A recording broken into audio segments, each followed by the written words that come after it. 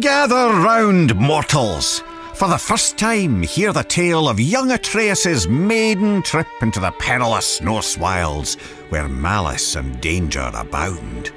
Attempting to help a vulnerable creature, the boy wandered out beyond his protected woods alone. But I can't tell the whole story here, can I? You'll have to step inside.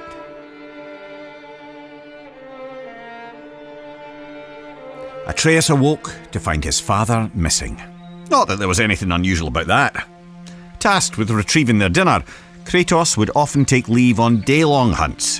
Why it took all day, Atreus never fully understood, but he knew better than to ask. After a quick breakfast, the boy got up and headed outside to practice his archery. He drew his bow taut, let his deep breath loose, and released an arrow. It sailed far beyond his target, becoming just another stick in the woods. The boy sighed.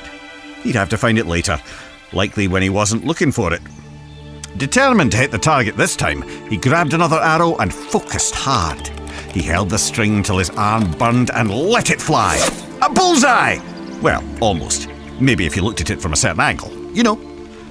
His mother called, and though he wasn't quite done yet, Atreus put his arrows down and went inside. Every day she would teach him, mostly language and archery.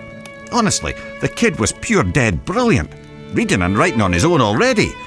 Today she gave him a lesson he was especially excited about. The creatures of the Norse wilds. Berserkers, trolls, witches, and even the undead. After answering her son's many questions, Atreus' mother sent him back out. He fired a few arrows, missing with most of them. He wasn't a bad archer, really, but he wasn't easy on himself either. Frustrated, the little bairn sulked off into the woods.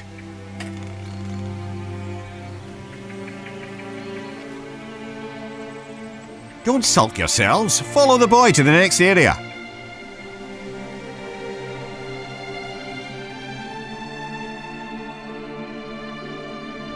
Atreus climbed up and sat cradled in the branches of one of his favourite trees. On days like this, he liked to close his eyes, listen to the forest, and let his mind wander. This kind of solitude never felt lonely to him, perhaps because he could hear things others could not. Ever since he could remember, the thoughts of others, animals mostly, could intrude upon his own. He couldn't much control it, and he didn't tell his mother or father of it, but it only added to the boy's absolute captivation with what adventure might lie past his all-too-familiar woods. As Atreus craned his head in an attempt to hear even farther, a desperate cry for help crept in at the edges of his mind. Not a whisper in his ears, but rather a shout inside his skull. Atreus shot up, and as he did, heard a second voice, a call to adventure, taunting him with the promise of a hero's journey. He jumped down from the tree and ran toward the voices. They grew louder and louder, overwhelming him to the point that he halted abruptly, stumbling as his inertia nearly overtook him. He hesitated there, knowing it would displease both his parents to venture further. In response, the voices only grew more urgent, demanding his attention.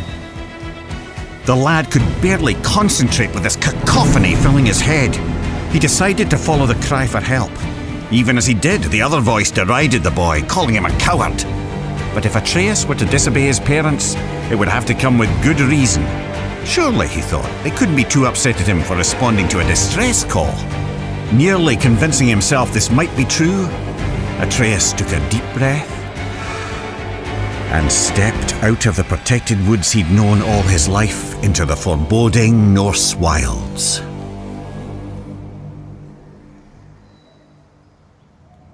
Delve deeper into the woods, unless, of course, you're too frightened.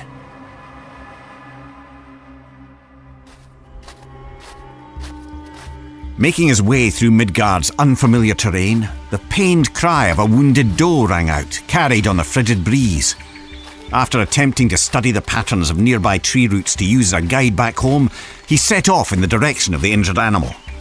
He imagined himself as the gods from his mother's stories, travelling to distant realms on the great tree Yggdrasil. He was brave Tyr, mapping the unknown for the good of all the realms. He was the mighty Ullr, on a hunt for honour and glory.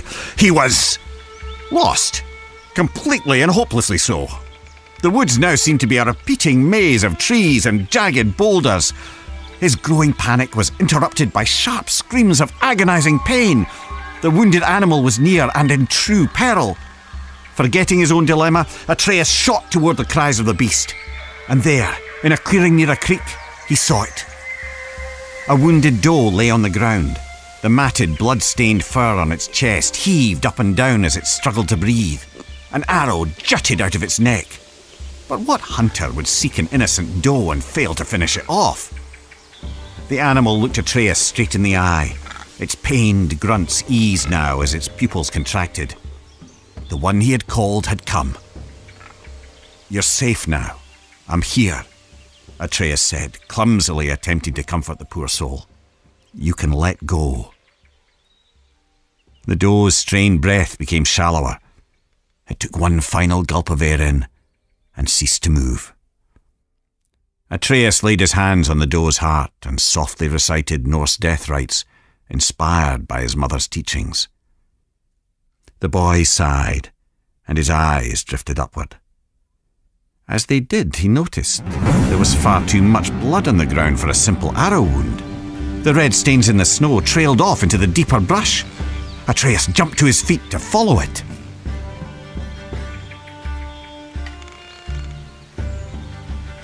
What horrors await at the end of the trail of blood? There's only one way to find out. The boy didn't have to go far to understand.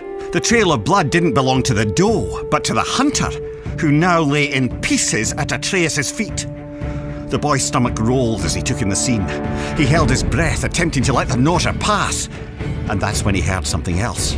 Something hidden by the dark forest, mere steps away and still breathing. He turned to see two creatures from his mother's stories. Heaving, vile, undead monsters of pure rage. Draugr. Atreus' eyes grew wide as they met the empty sockets where the Draugr's eyes were supposed to be. The larger one roared, then it charged. The boy went for his quiver. He found an arrow, but lost his footing. Crashing to the ground, the Draugr rushed ever closer. The larger one plucked Atreus from the ground. The monster bellowed, spraying rotten teeth and flaps of decaying gums.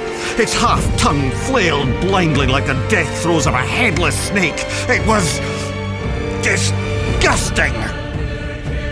In desperation, Atreus stabbed out with his arrow again and again and again, and by pure chance he connected, striking the Draugr through a hole in its skull. The monster dropped him as he continued to scream and stab. The boy was lucky, but there was no time to celebrate.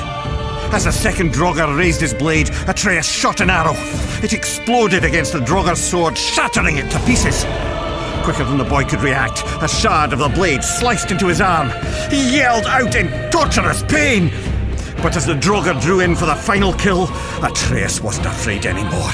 He was angry. The blinding pain turned to white-hot rage as his ears pounded. His vision glazed to pure red. As the creature bellowed with fury, so did Atreus. Two warriors with nothing left but anger and pain. The last thing the boy saw before the world went black was a ghostly white hand grabbing the Draugr by its throat. A small quiet question escaped Atreus' lips before he fell unconscious. "Father?"